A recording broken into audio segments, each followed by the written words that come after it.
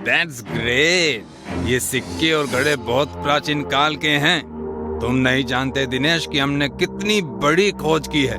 इन सिक्कों की कीमत आज की तारीख में अरबों में होगी, अरबों में। अच्छा सुनो, तुम गाड़ी मंगाओ और खजाने को सुरक्षित हिंदुस्तान म्यूजियम ले चलो।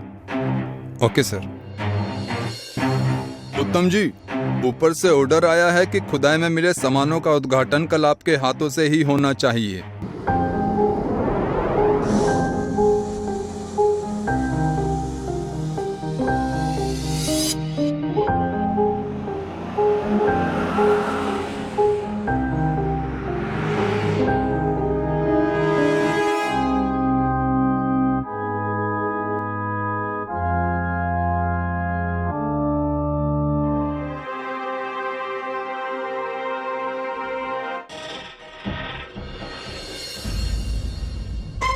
सब खाली है? Hello police.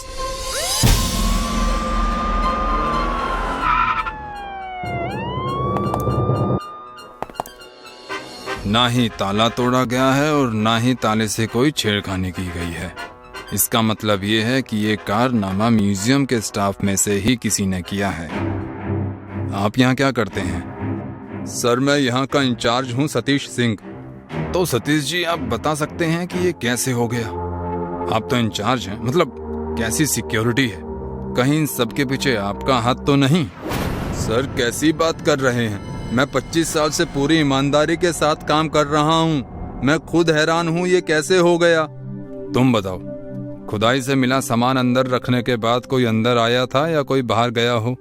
जी सर, खुदाई में मिला सामान कल 5 बजे लाया गया था। फिर 6 बजे म्यूजियम बंद हो गया था। सब लोग चले गए थे, लेकिन 7 बजे सतीश जी और उत्तम जी दोबारा अंदर गए थे। सर, इनके आने तक सीसीटीवी भी ठीक था, लेकिन जाने के बाद सब खराब हो गया था। कामिनी जी, आप चेक करके आइए। Yes sir.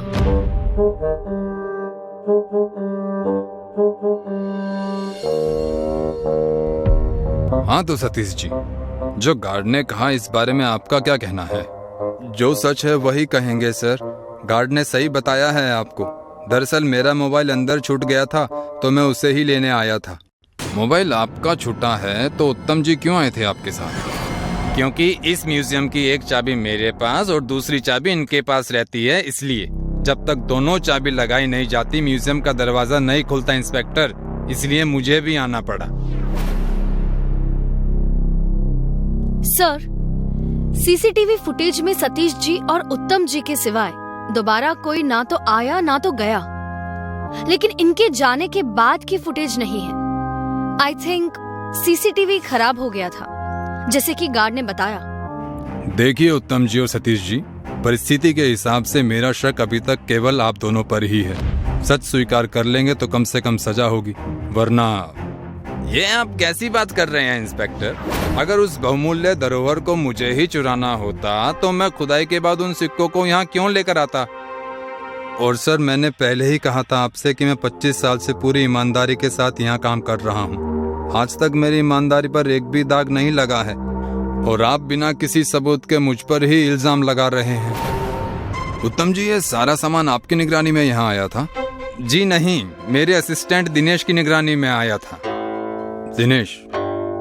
दिनेश आप है ना? जी। तो शुरू हो जाइए जो भी आपको पता है। सर, मेरी निगरानी में सामान आया जरूर था, लेकिन मुझे कोई आइडिया नहीं कि सिक्के कैसे और कहाँ गायब हुए हैं। उत्तम जी, खुदाई में सिक्कों के अलावा और क्या क्या मिला था? सर, इन घड़ों के अलावा खुदाई में एक और बड़ा घड़ा मिला था। ये बेशक खाली था, लेकिन प्राचीन होने की वजह से इसकी खोज भी एक उपलब्धि है हमारे लिए।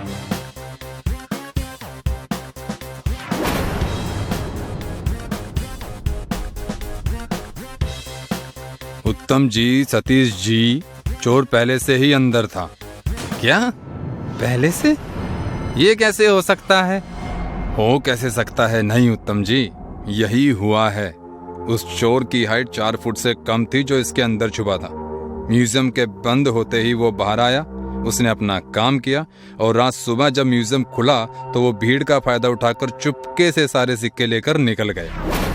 लेकिन सर, हम उस छोटी हाइट वाले चोर को ढूंढेंगे कैसे? हमारे पास तो कुछ। हमारे पास उस चोर की फोटो है। कामिनी, पता करो इस चोर के बारे में।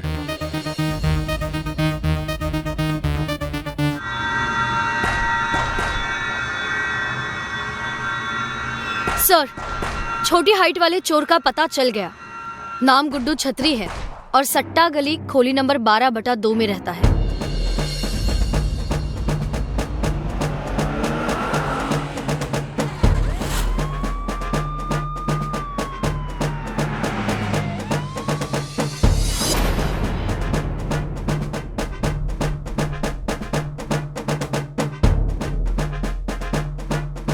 ये तो वही ऑयल है ना जो उस दिन म्यूजियम में उत्तम जी लगा रहे थे।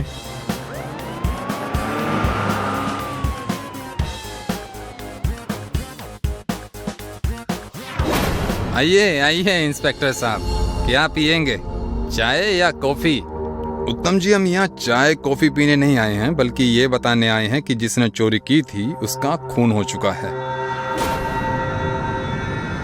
और जिससे चोरी करवाई है उसने गुड्डू को इसलिए मारा है ताकि हम उस तक ना पहुंच पाए। वैसे आप ये ऑयल कब से लगा रहे हैं सर? बहुत साल हो गए। ये दर्द के लिए बहुत अच्छा है। ऐसे ही ऑयल मरने वाले गुड्डू के हाथ पर भी लगा था। आपको मुझ पर शक है, लेकिन इंस्पेक्टर मैं आपको बता दूं कि जो इंसान अपना बाजू सही से नहीं हिला सकता वो किसी का खून भला कैसे कर सकता है। एक बात और, कल आपके म्यूजियम से जाने के 1 घंटे बाद मैं दिल्ली चला गया था। म्यूजियम की चोरी की इंक्वायरी बैठी थी और आज सुबह ही आया हूँ। क्या करूं, शक करने की आदत है, पर कोई नहीं, मुजरिम को हम बहुत जल्द पकड़ लेंगे।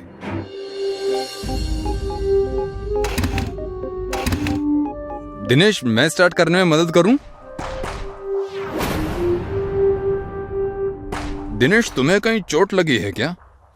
नहीं सर। क्यों? फिर तुम्हारी बाइक के हैंडल पर यह दर्द वाली ऑयल कैसे लगी? वो उत्तम सर की मालिश की थी तो हाथ धोना भूल गया था। मैं हाथ धोकर आता हूँ। हाथ बाद में धोना, पहले मैं जो पूछूंगा उसका जवाब दो, नहीं तो मैं तुम्हें पूरा धो डालूंगा, वो भी बिना साबुन के। गुड्डू को क्यों मारा? क्यों मारा? बोल। सर मारी मत, सर मारी मत। मैं बताता हूँ सर। सर, मुझे जैसे ही पता चला कि सिक्कों की कीमत अरबों में है तो मुझे लालच आ गया और मैंने ये सब प्लान कर लिया। और मैं गुड्डू को पहले से ही जानता था, तो मैंने ही उससे सिक्के चुराने के लिए कहा था और 5 लाख में डील डन कर दी थी। लेकिन बदकिस्मती से उसे उन सिक्कों की कीमत का पता चल गया और वो आधे पैसे मांगने लगा। मैंने उसकी बात नहीं मानी तो उसने सिक्कों को देने से मना कर दिया और फिर मुझे मजबूरी में उसे मारना पड़ा सर। लालच इंसान को अंधा ही नहीं खूनी भी बना देता है। अब जिंदगी भर सड़ना तुम जेल में, लगाते रहना मत तेल।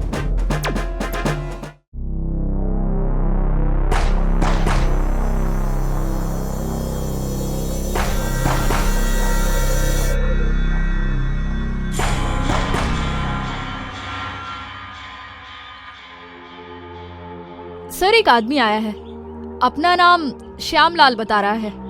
उसे चोरी की रिपोर्ट लिखवानी है। तो फिर लिख लीजिए, इसमें पूछने वाली क्या बात है? सर, लिख तो लूं, पर यह आदमी आपसे ही मिलकर रिपोर्ट लिखवाना चाहता है। ठीक है, बुलाओ उसे। आ जाइए। नमस्ते सर, मैं श्यामलाल, वो लाल चौक पर कपड़े की दुकान है मेरी। जी, क्या चोरी हो गया है आपका? सर, कंगन चोरी हो गई है। और कुछ भी चोरी हुआ है क्या उसके साथ? नहीं सर, बस कंगन ही चोरी हुआ है। कंगन सोने का है या चांदी का? पीतल का सर। यहाँ मजाक चल रहा है क्या श्यामलाल जी? जो पीतल के कंगन की चोरी की रिपोर्ट लिखवाने आ गए? फालतू की चीजें ढूंढने का काम रह गया है क्या हमारे पास? मैडम, वो कंगन आपके लिए फालतू हो सकता है, मगर मेरे लिए नहीं। वो कंगन मेरी माँ की आखिरी निशानी है। उस कंगन से मेरी यादें, मेरे जज्बात जुड़े हैं, फालतू नहीं है वो। श्यामलाल जी, कामिनी जी की तरफ से मैं आपसे माफी मांगता हूँ। उन्हें पता नहीं था कि उस कंगन के साथ आपकी माँ की यादें जुड़ी हुई हैं। सर, एक समय था जब हमारे पास खाने के लिए कुछ पैसा नहीं था, तो माँ ने उस कंगन को गिरवी रखकर हमारा पेट भरा था। फिर मैंने पैसा इकट्ठा करके उसे वापस छुड़ाया था। वो कंगन मेरे लिए बहुत मायने रखता है सर। मैं जानता था पीतल का कंगन के लिए कोई रिपोर्ट नहीं लिखेगा, इसलिए मैंने आपसे मिलने की जिद की थी। हम पूरी कोशिश करेंगे कि आपका कंगन आपको मिल जाए, पर सवाल ये है कि चोर ने सिर्फ पीतल का कंगन ही क्यों चुराया? क्या पता सर, ये तो चोर ही बता सकता है। आप अपना एड्रेस लिखवा दीजिए, हम आते हैं थोड़ी देर में। तब तक आप किसी भी चीज को हाथ मत लगाइएगा। एड्रेस लिख लीजिए।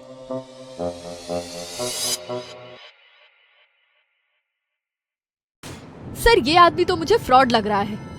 पुलिस वालों से इसकी कोई ज्यादती दुश्मनी होगी, इसलिए हमें फालतू के कामों में उलझा रहा है। ये पीतल का गहना कोई भी गिरवी नहीं रखता सर।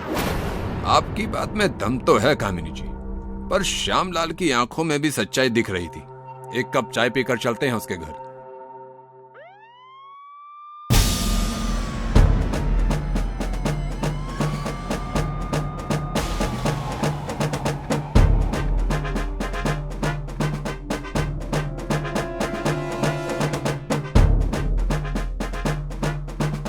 सर चोर ने पूरा घर इत्मीनान से खंगाला है। श्यामलाल जी, आप यहाँ अकेले रहते हैं? नहीं सर, बीवी बच्चों को लेकर मायके गई है। कंगन की कोई फोटो तो होगी आपके पास? जी नहीं सर। सर मुझे तो लगता है ये श्यामलाल कुछ तो छुपा रहा है, नहीं तो मामूली सी कंगन को कोई भला क्यों चुराएगा? मुझे भी यही लगता है। आखिर कोई पीतल का कंगन क्यों चुराएगा?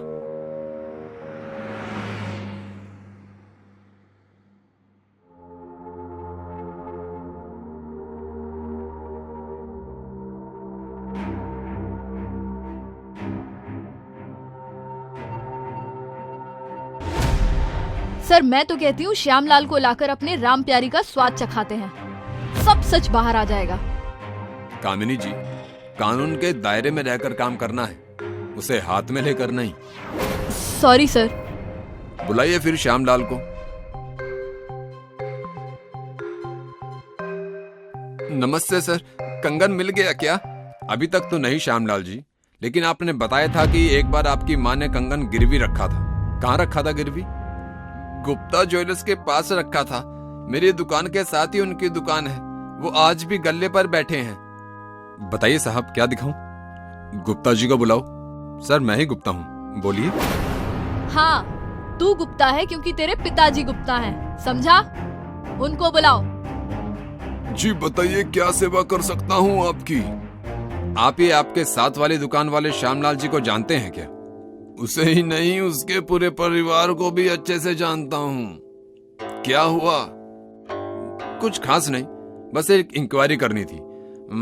उनकी माँ ने आपके पास कभी कोई पीतल का कंगन गिरवी रखा था क्या? जी रखा था। बेचारी के पास खाने के लिए पैसे नहीं थे। बहुत विश्वास था उसे मुझ पर। मैंने कहा भी था कि भाभी पैसे ले जाइए, कंगन रखने की कोई जरूरत नहीं, पर वो खुददार औरत थी। भगवान ऐसे लोग कम ही बनाता है। श्यामलाल ही वो कंगन मुझसे छुड़ा कर ले गया था। उसकी जगह कोई अनजान होता तो मैं पीतल का कंगन कभी गिरवी नहीं रखता। पर इतनी पुरानी बात आप लोग क्यों पूछ रहे हैं? दरअसल उनका वो कंगन चोरी हो गया है, हम उसे ढूंढ रहे हैं। पीतल का कंगन चुनाकर किसी को क्या हासिल होगा? वही तो हम भी सोच रहे हैं राम भजन जी। पता नहीं ऐसा क्या खास है उस कंगन में जो चोर ने वही चुराया। लगता है चोर कोई नशेड़ी होगा इंस्पेक्टर, जो सोने के धोखे में पीतल ले गया। ठीक है सर, थैंक यू। जरूरत पड़ेगी तो फिर आऊंगा। जी आप ही की दुकान है इंस्पेक्टर। आई थिंक राम भजन जी सही कह रहे हैं। कोई चोर पीतल का सोना समझकर ही ले गया है। मुझे नहीं लगता सर, चोर बहुत शातिर होते हैं, एक नजर में ही बता देते हैं कि गहना सोने का है या पीतल का। पर अब आगे क्या करना है सर? कंगन की चोरी हुई है तो चोरों से ही पूछते हैं।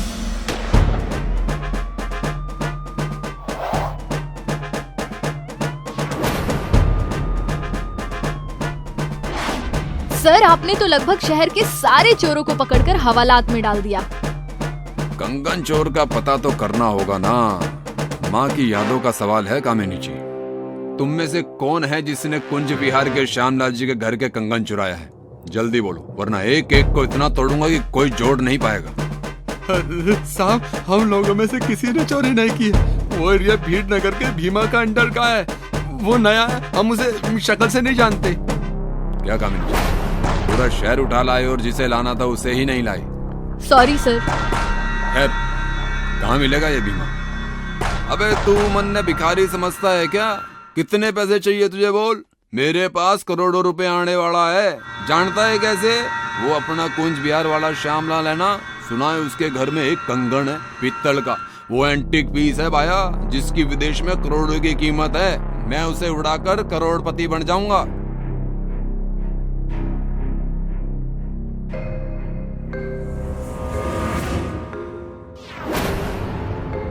कामिनी जी, तुम बाकियों पर नजर रखो, मैं इसके पीछे जाता हूँ। बस कर भीमा, इसी कंगन की तलाश थी। साहब मैंने कुछ नहीं किया। ये सिर्फ एक पीतल का कंगन है भीमा, बता तूने इसे क्यों चुराया? साहब गया तो मैं बहुत सारा माल बटोरने था, पर इस कंगन के सिवा वहाँ कुछ नहीं मिला। उस वक्त तो सोने का लग रहा था, इसलिए मैं इसे ले आया। लेकिन सुबह तक मुझे पता चल गया था कि ये कंगन पीतल का है, इसलिए साइड में पटक दिया था। और जब तूने सुना कि वो कंगन मामूली नहीं बल्कि करोड़ों का है तो तू उसे लेने आ गया। लालच ने तुझे फंसा दिया भीमा। अच्छा एक बात बता, चोरी करते वक्त तूने दारू पी रखी थी क्या?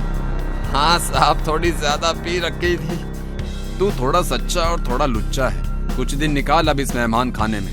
राम भजन ने सही गैस किया था कि चोर शराबी होगा जो पीतल को सोना समझकर ले गया होगा। बुजुर्ग आदमी के पास जिंदगी का तजुर्बा होता है कामिनी जी, उन्हें थोड़ा सीरियस लिया कीजिए। तजुर्बे का तो पता नहीं सर, लेकिन आपने जिस प्यार से एक बेटे के लिए उसकी माँ के पीतल के कंगन ढूंढे हैं ना, उसके लिए सैल्यूट है आपको। आपकी जगह अगर मैं होती तो ये केस कभी नहीं लेती। श्यामलाल जी को बुलाओ।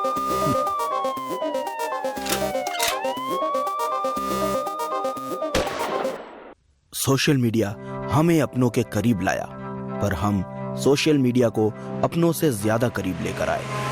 और इसी तरह से इस सोशल मीडिया ने हमारी जिंदगी में जहर फैलाना शुरू किया। इस जहर से आज तक बहुत सी जानें गई हैं। ये जहर कैसे काम करता है, ये आज हम आपको इस कहानी के जरिए दिखाएंगे। एक लड़का हाथ में मोबाइल पकड़े अपने कमरे की खिड़की से नीचे देख रहा था। वो लगभग 10वें माले पर था। उसकी आंखें खुली थी पर जिंदा नहीं था। उसका दिमाग उसके काबू में नहीं था। दिमाग काबू में ना होने की वजह से उसका शरीर भी उसकी बात नहीं मान रहा था। कुछ पल बाहर देखने के बाद वो अपनी खिड़की पर चढ़ा और पलक झपकते ही नीचे कूद गया।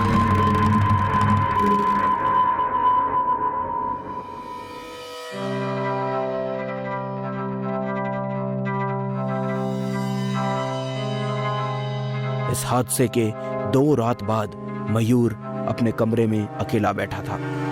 उसे इस हादसे के बारे में कुछ खबर नहीं थी। उसे बड़ी बेचैनी सी महसूस होने लगी। उसने एक नजर अपने मोबाइल की ओर देखा और एक पक्का इरादा करके उठकर अपने कमरे की सारी खिड़कियां और दरवाजा बंद कर दिया। सब बंद करने के बाद उसने तुरंत अपना मोबाइल लिया और किसी को कॉल लगाया।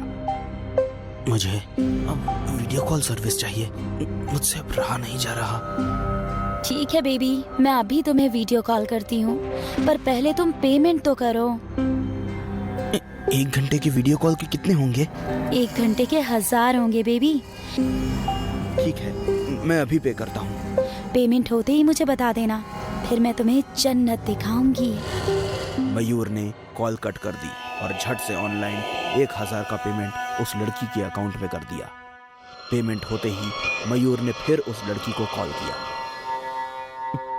पेमेंट कर दिया है, देख लो। आ गया मयूर बेबी। अब शुरू करो।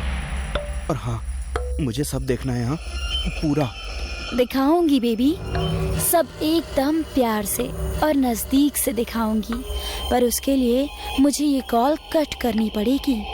हाँ ठीक है।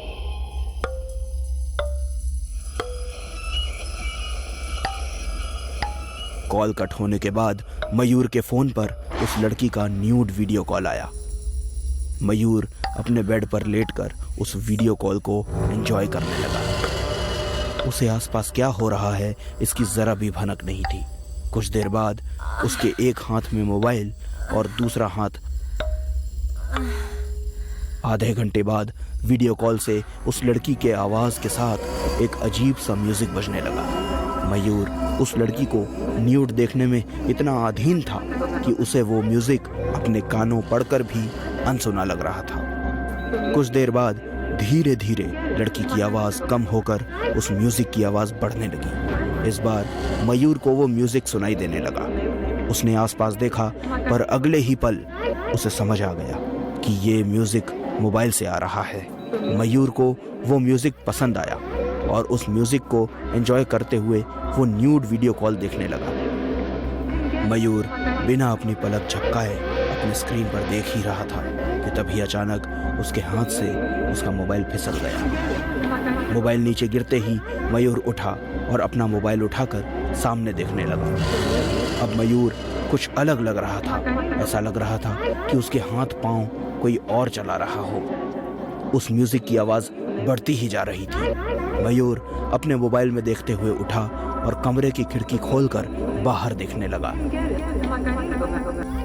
और अगले कुछ ही पलों में वो अपनी खिड़की से कूद गया और अपनी जान दे दी। जैसे ही वो नीचे कूदा, वीडियो कॉल बंद हो गया और मोबाइल में से सुनाई देने वाला म्यूजिक भी बंद हो गया। पूरे शहर में ऐसी बहुत सी मौतें होने लगी। सारे लोगों के अंदर एक सनसनी सी फैल गई। डर का माहौल सारे लड़कों को घेरने लगा। जब जब यह लड़की किसी का मर्डर करती, उसके अकाउंट को ब्लॉक कर दिया जाता। पर दिक्कत ये थी कि वो नए नए अकाउंट बनाकर लड़कों को सुसाइड करने पर मजबूर करती थी। पर यह सब वो कैसे करती थी, इसका कुछ पता नहीं था। इसलिए यह सबकी परेशानी का कारण बन चुकी थी। ऐसे माहौल में एक दिन राजीव अपने घर में बैठा था। उसने अपना मोबाइल लिया और किसी को फोन किया। मुझे तुम्हारी वीडियो कॉल सर्विस चाहिए। ठीक है बेबी, पेमेंट करो, मैं सब दिखाऊंगी। राजीव ने पेमेंट किया और उस लड़की ने न्यूड वीडियो कॉल सर्विस शुरू की। राजीव पूरी तरह से कॉल में खो गया कि अचानक से उसके कमरे का दरवाजा खुला और उसकी बीवी कला अंदर आई। कला को अचानक आता देख राजीव डर गया और उसने वीडियो कॉल कट करके मोबाइल हड़बड़ी में नीचे रख दिया। कला को राजीव की यह हरकत थोड़ी अजीब लगी। उसकी नज़र राजीव के पैंट की ओर गई। उसके बाद कला को बहुत गुस्सा आया। क्या कर रहे थे तुम? कुछ नहीं, मैं तो बस ऐसे ही। झूठ बोल रहे हो तुम। मैं क्या मर गई हूँ जो तुम्हें ये सब करना पड़ता है, और वो भी छुप छुप कर? मैंने कुछ नहीं किया और तुम अपनी बात तो करो ही मत। तुम्हारी नाइट शिफ्ट की वजह से पूरी नाइट वेस्ट हो जाती है, इसलिए कभी कभी ये सब करना पड़ता है। शर्म आनी चाहिए तुम्हें। मुझे तुमसे ये उम्मीद नहीं थी। कला गुस्सा होकर वहां से चली गई और राजीव भी नाराज होकर अपने कमरे में बैठा रहा।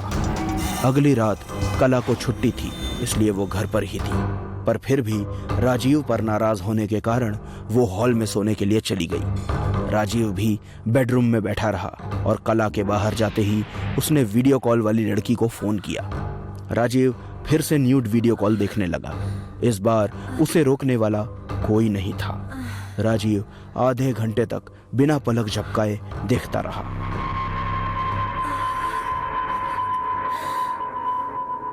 अचानक राजीव को वो धुन सुनाई देने लगी। वो धुन के साथ उस कॉल को और भी एंजॉय करने लगा। धुन की आवाज बहुत बढ़ गई। इसी दौरान राजीव अपना आपा खो बैठा और उसने पास में पड़ा हुआ चाकू उठाया। उसकी नजर अब भी वीडियो कॉल पर थी और हाथ में चाकू। अगले ही पल उसने चाकू अपने सीने में घुसाने के लिए अपना हाथ उठाया। जैसे ही उसने अपना हाथ उठाया, किसी ने उसका हाथ रोक दिया। कला ने राजीव को जोर से एक थप्पड़ मारा। उस थप्पड़ की वजह से राजीव उस मौत की धुन से बाहर आया। अपने हाथ में चाकू देखकर वो बहुत डर गया। ये सब क्या हो रहा है कला? मैं क्या करने वाला था? तुम अपने आप को मारने जा रहे थे। अच्छा हुआ तुम सही वक्त पर आ गई, वरना मैं तो आज मर ही जाता। लेकिन तुम्हें कैसे पता चला कि मैं क्या कर रहा हूँ? मैं हॉल में सो रही थी, तभी मेरे कानों में अजीब सी धुन पड़ी। इसीलिए क्या हो रहा है ये देखने के लिए मैं यहाँ आई। लगता है इसी धुन की वजह से ये सब कुछ हो रहा है। देखो अब तक ये धुन और वीडियो कॉल चालू है। मेरे पास एक प्लान है। हम इस लड़की को पकड़ सकते हैं। तुम अपने कान बंद करो। मुझे लगता है ये धुन औरतों पर असर नहीं करती। कला भागती हुई गई और जल्दी से अपना लैपटॉप लेकर आई। ये क्या कर रही हो? जब तक ये कॉल चालू है मैं इसे हैक करने की कोशिश करती हूँ। इससे हमें इस लड़की के लोकेशन का पता चल जाएगा। थोड़ी देर में कला ने उस लड़की का लोकेशन पता कर लिया और वो थोड़ी घबरा गई। ये लोकेशन तो हमारे पास ही है। चलो, आज उसे छोड़ेंगे नहीं। कला और राजीव उस लोकेशन पर पहुंचे। वो चुपके से अंदर गए, पर जैसे ही उन्होंने लाइट ऑन की उन्हें वो लड़की दिखी, पर वो बंधी हुई हालत में थी। और इतने में उन्होंने किसी को भागते हुए देखा। कला ने उस लड़की को आजाद किया और इस सब के बारे में पूछने लगी। ये सब क्या है? तुम सब मर्दों के जान के पीछे क्यों पड़ी हो? मैंने कुछ नहीं किया। ये सब मेरे बॉयफ्रेंड का किया कराया है। उसने मेरा न्यूड फोटो शूट किया और अब मुझे ब्लैकमेल करके मुझसे सबको न्यूड वीडियो कॉल्स करवाता है। और वो धुन, उसका क्या जवाब है तुम्हारे पास? वो भी उसी ने बनाई थी। वो पहले मेरा न्यूड वीडियो कॉल चलाता, फिर कुछ देर बाद उस धुन को सुनाकर लोगों से सुसाइड करवाता। पर क्यों? पैसों के लिए। वो वीडियो कॉल के बहाने उनके सुसाइड रिकॉर्ड करता था और ऊंचे दामों पर डार्क नेट पर बेच देता था। इसमें मेरी कोई गलती नहीं है। हाँ, समझ गए। तुम फिक्र मत करो। राजीव और कला उस लड़की को तो वहां से ले गए, पर उसका वो बॉयफ्रेंड अब भी आजाद था। इसलिए खतरा थोड़ी देर के लिए टल जरूर गया था, लेकिन खत्म नहीं हुआ था। आसपास के पड़ोसी एक घर के बाहर जमा हुए थे। वो घर अंदर से बंद था और घर के बाहर से बहुत गंदी बदबू आ रही थी। उसमें से एक पड़ोसी ने पुलिस को कॉल किया। सर, मेरा नाम चंदन है। मैं इंदिरा चौक गली से बात कर रहा हूँ। यहाँ पर एक घर से बहुत गंदी बदबू आ रही है। हम में से कोई अंदर नहीं गया है। आप प्लीज एक बार आकर चेक कर लीजिए ना। ओके, हम 10 मिनट में वहां पहुंच रहे हैं। इंस्पेक्टर राठौर, कामिनी और लालू पटेल वहां पहुंचे। लालू पटेल ने दरवाजा खोलने की कोशिश की, लेकिन दरवाजा अंदर से बंद था। इंस्पेक्टर राठौर ने दरवाजा तोड़ दिया। अंदर जाते ही उन्होंने घर की सारी चीजों को बिखरा हुआ पाया। कुछ चीजें तो टूटी हुई थीं। लालू पटेल जी, घर की सारी चीजों को रिकॉर्ड कर लीजिए। एक भी कोना छूटना नहीं चाहिए। ओके सर जी। लालू पटेल ने सब कुछ रिकॉर्ड करना स्टार्ट किया। तभी वहां पंकज का फ्रेंड विजय और उसकी वाइफ आरती भी आ गई। आरती पंकज की मुंह बोली बहन थी। पुलिस को अपने भाई के घर में देख आरती बौखला गई। वो सबसे चिल्ला चिल्ला कर पूछने लगी कि पंकज और स्मिता कहाँ हैं। कोई कुछ बताएगा कि यहाँ हो क्या रहा है? और मेरा भाई और भाभी कहाँ हैं? पुलिस ने वहां देखा कि घर में एक बंद कमरा भी था जो अंदर से बंद था। पुलिस ने वो दरवाजा तोड़ा और अंदर गए। आरती भी अंदर जाने की जिद करने लगी, लेकिन विजय ने उसे रोक लिया।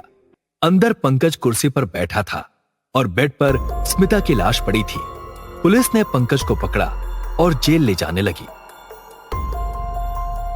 जेल में जाने के बाद पंकज एक ही बात बार बार बोलता रहा कि उसने स्मिता को नहीं मारा। मैंने नहीं मारा अपनी स्मिता को। मैं तो उससे बहुत प्यार करता था। मेरी स्मिता मरी नहीं है, वो जिंदा है, मेरे पास है। पंकज के दिमाग की हालत बहुत बिगड़ती जा रही थी। केस की छानबीन चल रही थी। कुछ दिन ऐसे ही बीत गए। फिर इंस्पेक्टर राठौड़ ने पंकज के ऑफिस के लोगों से बात करनी शुरू की। पुलिस वालों ने वहां के सारे स्टाफ, पंकज के कॉलीग्स और मैनेजर के साथ बातचीत की। सभी ने यही कहा कि पंकज एक मेहनती आदमी था और वो अपनी वाइफ से भी प्यार करता था। पंकज के एक दोस्त ने बताया कि पंकज की अपने मैनेजर से लड़ाई हुई थी। तुम्हारी हिम्मत कैसे हुई मेरे प्रेजेंटेशन को अपना बताकर उसे डायरेक्टर्स के सामने प्रेजेंट करने की? यू ब्लडी चीट लायर, मैं तुम्हें छोड़ूंगा नहीं। तुम पागल हो गए हो क्या? तुम प्रेजेंटेशन के लिए टाइम पर नहीं पहुंचे। अपनी गलती मुझ पर मत थोपो, नहीं तो मुझसे बुरा कोई नहीं होगा। दोनों के बीच हाथापाई भी हुई थी। पंकज ने मैनेजर को धमकी भी दी थी कि वो कंपनी के डायरेक्टर बोर्ड में उसकी शिकायत कर देगा। अगर पंकज डायरेक्टर बोर्ड में शिकायत करता तो मैनेजर का पूरा फ्यूचर फिनिश हो जाता, उसकी जॉब भी चली जाती। ये बात सुनकर इंस्पेक्टर राठौर और कामिनी मैनेजर के कैबिन में गए। क्या हुआ सर, आप यहाँ? हमारी तो बातचीत बाहर हुई थी ना। वो क्या है ना मैनेजर साहब, हम पुलिस वाले हैं, बाहर के साथ साथ अंदर का भी पता लगा लेते हैं। पसीना पोंछ लीजिए, अभी तो हमने सवाल करना शुरू भी नहीं किया। मैनेजर का पसीना छूटने लगा। सुना है कि आपके और पंकज के बीच झगड़ा हुआ था और पंकज ने आपको इनडायरेक्टली आपका करियर खत्म करने की धमकी भी दी थी। कहीं ऐसा तो नहीं कि अपना जॉब और करियर बचाने के चक्कर में आपने ही पंकज की फैमिली को? नहीं सर, मैंने कुछ नहीं किया है। मैनेजर ने बताया कि उसकी और पंकज की लड़ाई हुई थी प्रेजेंटेशन को लेकर और गुस्से में दोनों ने एक दूसरे को बहुत कुछ बोल भी दिया था, लेकिन झगड़ा इतना भी बड़ा नहीं हुआ था कि वो पंकज की फैमिली को हर्ट करे या उसकी बीवी की जान ले ले। सर, मेरी भी बीवी है, बच्चे हैं, अगर मैंने ऐसा कुछ किया तो मेरी फैमिली का क्या होगा सर? मैंने पंकज की वाइफ को सच में नहीं मारा है सर। इंस्पेक्टर राठौर और कामिनी मैनेजर की बात पर भरोसा करते हुए वहां से निकल गए।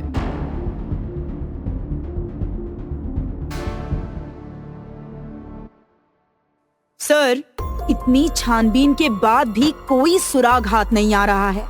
कहीं हम इस केस में रास्ता तो नहीं भटक गए हैं?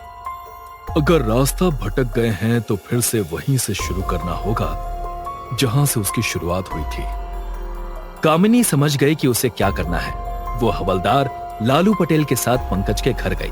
पंकज का घर रिस्ट्रिक्टेड था। कामिनी ने वहां छानबीन की, लेकिन उसे वहां कुछ नहीं मिला। ना ही दरवाजा तोड़ने की कोई निशानी थी और ना ही चोरी की कोई निशानी। मैडम जी, हमें तो यहाँ कुछ भी नहीं दिख रहा है। खूनी बहुत चालाक निकला, कोनो सबूत ही ना छोड़ा पीछे। कुछ ना कुछ तो जरूर होगा जो हमारी नजर से छूट रहा है। कामिनी और लालू पटेल वापस पुलिस स्टेशन लौट आए। इंस्पेक्टर राठौड़ ने पंकज से फिर से पूछताछ की, उसे टॉर्चर भी किया, लेकिन पंकज आखिर तक यही कहता रहा कि उसने स्मिता को नहीं मारा है। इन्वेस्टिगेशन के दौरान पता चला कि पंकज ने स्मिता के साथ मनाली जाने का प्लान किया था। स्मिता के मर्डर के 2 हफ्ते बाद ही उनकी एनिवर्सरी थी और पंकज ने स्मिता को सरप्राइज देने के लिए ये प्लान बनाया था। पुलिस को ये बात बहुत अजीब लगी कि अगर पंकज को स्मिता को मारना ही था तो उसने मनाली की 2 टिकटें क्यों बुक कराई थी। इस बात ने केस को एक अलग ही मोड़ दे दिया। सर, ये पंकज तो बहुत चालाक निकला। किसी को उस पर शक ना हो, इसीलिए उसने पहले से ही स्मिता की मनाली की टिकट बुक कराई थी। कामिनी, हालात चाहे जो भी हो, हमें असली कातिल को पकड़ना है। इंस्पेक्टर राठौर और कामिनी ने पंकज के पड़ोसियों से बात की। सबने कहा कि स्मिता और पंकज दोनों ही अच्छे पति पत्नी थे। आस पड़ोस के लोगों से भी उनके ताल्लुकात बहुत अच्छे थे, लेकिन पड़ोस में रहने वाली शर्मिला नाम की औरत के साथ कुछ हफ्ते पहले स्मिता का झगड़ा हुआ था। इंस्पेक्टर राठौर और कामिनी शर्मिला के घर गए। शर्मिला घर में अकेली रहती थी, उसका डिवोर्स हो चुका था।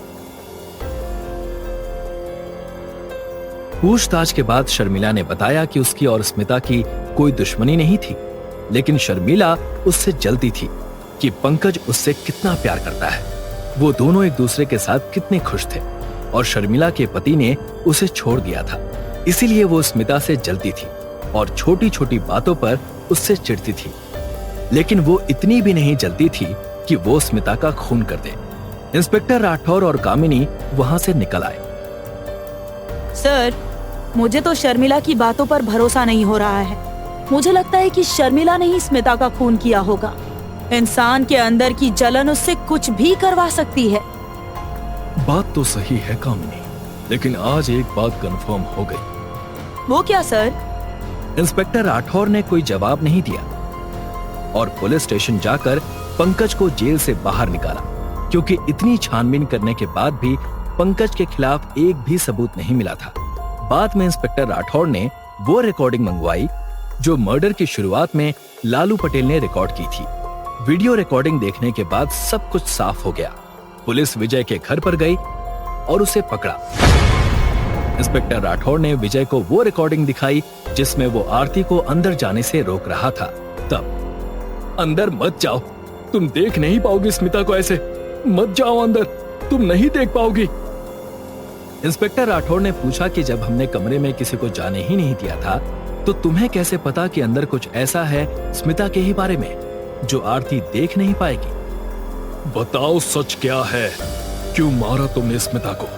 बताओ, नहीं तो हमें अपने तरीके से सच उगलवाना आता है। पुलिस के दबाव के बाद विजय ने बताया कि पंकज और वो अच्छे दोस्त थे। दोनों ने साथ में पढ़ाई की, साथ में कंपनी ज्वाइन की, लेकिन पंकज का 2 बार प्रमोशन हुआ और बाद में जब विजय स्मिता को प्रपोज करने वाला था तो उससे पहले पंकज ने स्मिता को प्रपोज किया था और स्मिता ने हाँ कह दी थी।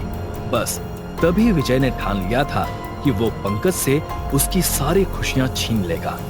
मर्डर वाले दिन जब पंकज आरती से बात कर रहा था तब उसे पता चला कि स्मिता आज घर में अकेली है। इस मौके का फायदा उठाकर वो पंकज के घर गया।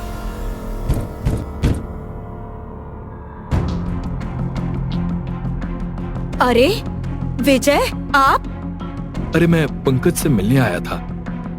लेकिन पंकज आज बाहर गए हैं, उन्हें आने में थोड़ी देर हो जाएगी। आप अंदर आइए ना। विजय अंदर गया और उसने पीछे से स्मिता के सर पर जोर से डंडे से वार किया। अंदरूनी चोट की वजह से स्मिता की मौत हो गई। फिर उसने स्मिता की लाश को उठाया और अंदर कमरे में बेड पर रख दिया। फिर उसने घर का दरवाजा बाहर से बंद किया और चुपके से वहां से निकल गया। शाम को जब पंकज घर लौटा तो उसने दरवाजा खोला और अंदर सारी चीजों को बिखरा पाया। अपनी जलन की वजह से तुमने अपने ही दोस्त की जिंदगी बर्बाद कर दी, अब इसकी सजा जिंदगी भर भुगतो। इसके बाद इंस्पेक्टर राठौर ने विजय को जेल में बंद कर दिया। वाह सर, आपका तो जवाब नहीं। अपना तो बस ऐसा ही है कामिनी। एक बच्चा 12 साल का जो अपने घर की छत के दीवार पर चढ़ा है और उस पर चल रहा है, उसके कानों में किसी इंसान की आवाज गूंज रही है। कम ऑन चिंटू, आगे बढ़ो, तुम कर सकते हो, आगे बढ़ो। अगर तुमने ये लेवल क्रॉस कर लिया तो तुम जीत जाओगे और तुम्हें एक बड़ा सा बोनस मिलेगा। आओ चिंटू, आ जाओ। चिंटू आगे जा रहा था, तभी वहां चिंटू की माँ उसे ढूंढते हुए आती है। चिंटू को दीवार पर चढ़ा देख वो डर जाती हैं। चिंटू, वहाँ क्या कर रहे हो बेटा? नीचे आ जाओ। चिंटू की माँ उसे आवाज दे रही थी, लेकिन चिंटू के कानों में जैसे किसी की आवाज पहुंच ही नहीं रही थी। वो कोई रिएक्शन नहीं दे रहा था और आगे बढ़ता जा रहा था। चिंटू की माँ जैसे ही चिंटू को पकड़ने के लिए आगे बढ़ी, चिंटू छत की दीवार से नीचे कूद गया और उसकी मौत हो गई। आसपास के लोगों ने पुलिस स्टेशन में कॉल करके उन्हें इन्फॉर्म किया। थोड़ी ही देर में इंस्पेक्टर राठौर और कामिनी वहां पहुंच गए। इंस्पेक्टर राठौर ने बच्चे की लाश को अच्छी तरह से देखा। उसके पूरे शरीर पर कोई मार्क नहीं था, लेकिन उसके हाथ पर एक जोकर का निशान बना हुआ था, एक भयानक जोकर। वो निशान बना देख इंस्पेक्टर राठौर को कुछ समझ में नहीं आया। उन्होंने लड़के की माँ से बात की। मैं आपका दर्द समझ सकता हूँ कि आपको अपने बेटे की मौत का कितना दुख है, लेकिन हमें अपनी प्रोसेस तो पूरी करनी पड़ेगी। मुझे एक बात बताइए, क्या आपके बेटे चिंटू को ड्राइंग अच्छी लगती थी? नहीं सर, चिंटू ड्राइंग नहीं करता था, उसे तो गेम्स खेलने अच्छे लगते थे। क्या चिंटू के हाथ पर ये निशान पहले से है? नहीं सर, इससे पहले कभी मैंने चिंटू के हाथ पर ये निशान नहीं देखा था। चिंटू की माँ की बातें सुनकर इंस्पेक्टर राठौर हैरान रह गए। इंस्पेक्टर राठौर ने चिंटू का मोबाइल चेक किया, लेकिन उन्हें ऐसा कोई गेम नहीं मिला जो किसी जोकर से रिलेटेड हो। एक 12 साल का लड़का आत्महत्या क्यों करेगा? चिंटू की माँ से बाकी की इंफॉर्मेशन लेने के बाद वो पुलिस स्टेशन आ जाते हैं। अगले दिन पुलिस स्टेशन में इंस्पेक्टर राठौर किसी सोच में थे। Good morning sir. Good morning Kamini. क्या हुआ सर, आप किस सोच में पड़े हैं? कामिनी, कल जो हादसा हुआ है चिंटू के साथ, वो मुझे कुछ समझ में नहीं आ रहा है। एक छोटा सा बच्चा सुसाइड नहीं कर सकता। उसकी माँ ने कहा कि उसने चिंटू को आवाज दी थी, लेकिन उसने कोई रिएक्शन नहीं दिया। इसका क्या मतलब हो सकता है? सर, ऐसा तो नहीं कि चिंटू की माँ हमसे कुछ छुपा रही है? सर, चिंटू की माँ की बातों से तो हमें अपने बचपन की बात याद आ गई। हमारी दादी कहती थी कि पहले गांव में रात को एक आदमी घूमता था जो छोटे बच्चों को सम्मोहित करके उनसे अपना काम करवाता था, जैसे चोरी, मारपीट। लालू पटेल की बात सुनकर इंस्पेक्टर राठौर को कुछ शक हुआ। कामिनी, ऐसा तो नहीं है कि कोई है जो छोटे बच्चों को हिप्नोटाइज करके उन्हें मार रहा हो? लेकिन सर, जब हमने चिंटू की माँ से बात की थी तब उन्होंने बताया था कि उस वक्त घर पर सिर्फ चिंटू और वही थी, तीसरा कोई नहीं आया था। तो कैसे कोई कुछ कर सकता है? थोड़ी देर बाद लालू पटेल लैपटॉप लेकर इंस्पेक्टर राठौर के पास गए और उन्हें उस जोकर के टैटू की इंफॉर्मेशन दिखाने लगे। सर, खबर मिली है, ये टैटू एक गेम का थंबनेल है और ये एक अजीब गेम है। अजीब मतलब? वो तो पता नहीं सर, अभी तक इसकी पूरी जानकारी नहीं आई है। कामिनी, इस गेम की पूरी इंफॉर्मेशन मुझे चाहिए। Okay sir. तभी पुलिस स्टेशन में एक कॉल आता है। किसी ने कॉल पर बताया कि एक छोटे बच्चे ने अपने रूम में आत्महत्या कर ली है। इंस्पेक्टर राठौर और कामिनी जल्दी से वहां पहुंचे। उन्होंने देखा कि एक 12 साल के लड़के की डेड बॉडी उसके रूम में बेड पर पड़ी है और साइड में उसके माँ बाप रो रहे हैं। इंस्पेक्टर राठौर ने उस डेड बॉडी के पास जाकर देखा तो उसके हाथ में भी वही निशान था।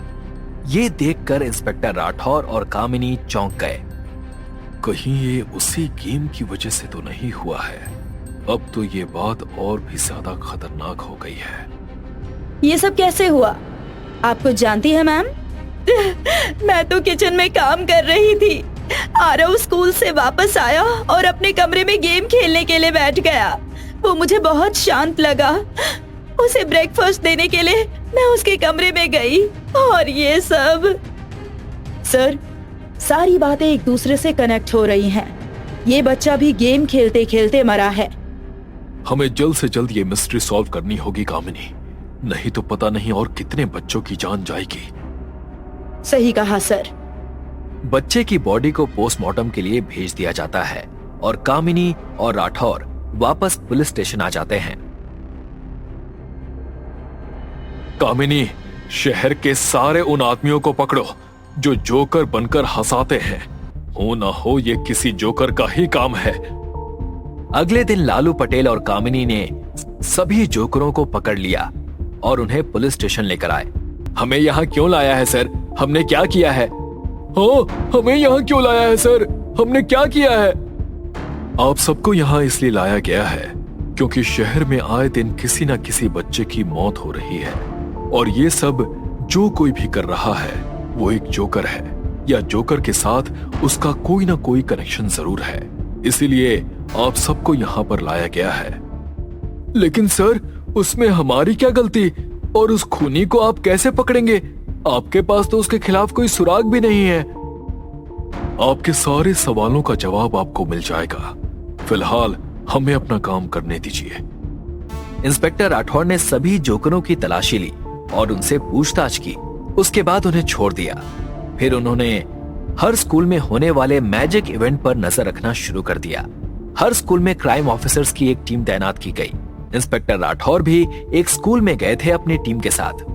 जहां पर मैजिक इवेंट होता, पुलिस वहां बारीकी से नजर रखती।